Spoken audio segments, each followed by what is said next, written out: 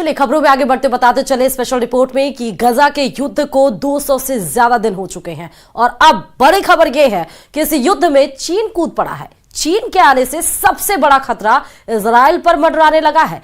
चीन ने फिलिस्तीनियों के दो गुटों हमास और फतह का आपस में समझौता करा दिया है। इस बड़ी डील के बाद अब गजा से लेकर तेल अवीव तक इजराइल को डबल अटैक की वार्निंग मिली है। देखिए रिपोर्ट।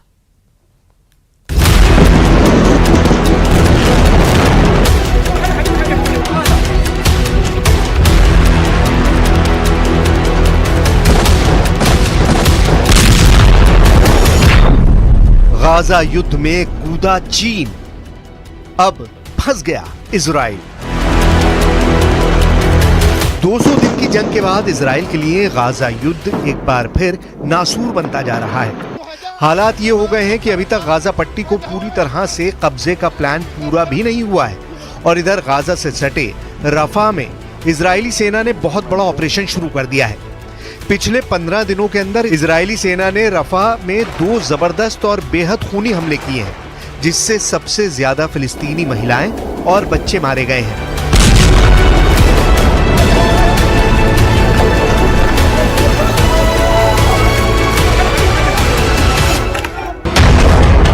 लेकिन इस बीच हारते हमास ने चीन की मदद से ऐसा कदम उठाया है जो इजराइल पर बहुत भारी पड़ सकता है।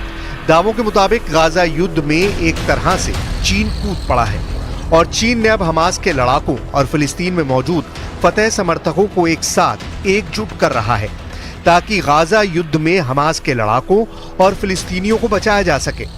हम आपको बता दें कि इजराइल के 2 दुश्मनों की चीन ने दोस्ती करा दी है। हमास और फतह अब मिलकर इजराइल का मुकाबला करेंगे। हमास फतह एक साथ रफा में डबल अटैक। 应中方邀请，巴勒斯坦民族解放运动和伊斯兰抵抗组织代表日前来京磋商，就推进巴内部和解、深入坦诚对话。 हम आपको बता दें कि फिलिस्तीन में 2 गुट हैं जो फिलिस्तीनियों के हक के लिए जंग कर रहे हैं। ये हैं फिलिस्तीनी समूह फतह और हमास। फिलिस्तीनी समूह फतह और हमास लगभग 2 दशक से एक दूसरे के कट्टर दुश्मन रहे हैं, लेकिन अब चीन ने इजराइल के खिलाफ फिलिस्तीनी समूह फतह और हमास को एक साथ ला दिया है। दोनों को इजराइल के खिलाफ एकजुट कर दिया है।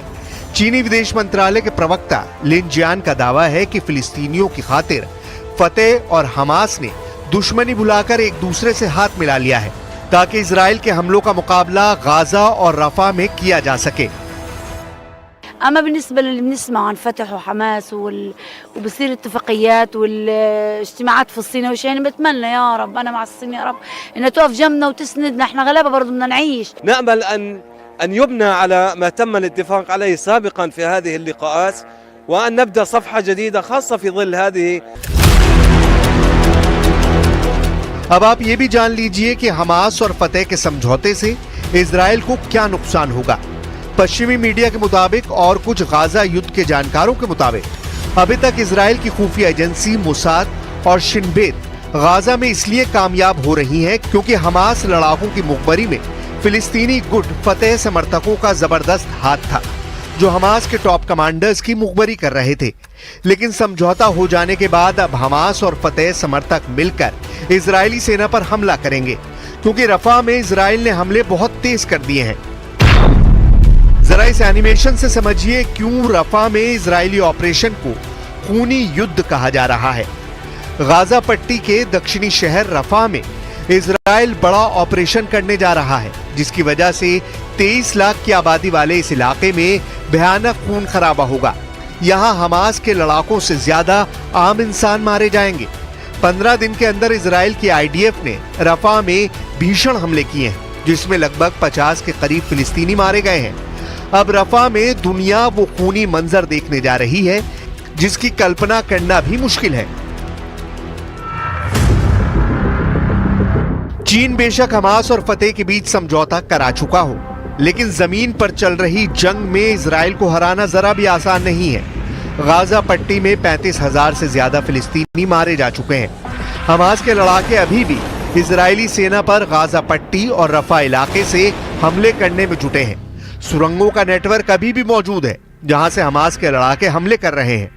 अब सवाल उठता है कि 200 दिन की जंग के बाद भी हमास अभी तक इजराइल के सामने घुटने क्यों नहीं टेक रहा है। इसके पीछे है हमास के वो नेता जो आखिरी सांस तक इजराइल से जंग करने पर आमादा है। हमास फतेह एक साथ, रफा में डबल अटैक। हमास के जिंदा 4 टॉप कमांडरों की वजह से गाजा युद्ध लगातार 200 दिन से चल रहा है। हमास का शीर्ष नेता इस्माइल हानिया है जो अभी तक जिंदा है। दूसरे नंबर पर याहिया सिनवार है जिसे खान यूनुस का कसाई कहा जाता है, जो सुरंग युद्ध में बेहद माहिर है, वो भी अभी तक जिंदा है। तीसरे नंबर पर मोहम्मद दईफ है जो हमास आंदोलन की सैन्य शाखा इस अल दीन अल कासम ब्रिगेड का चीफ है और अभी तक जिंदा है। और चौथा है हमास का नेता खालिद मिशाल जो हमास की विदेश में राजनीतिक ब्यूरो का प्रमुख है, जो जिंदा है। अब देखना होगा रफा पर इजराइल के बड़े हमले से पहले हमास और फतेह गुट के लड़ाके इजरायली कोहराम को रोक पाते हैं या नहीं।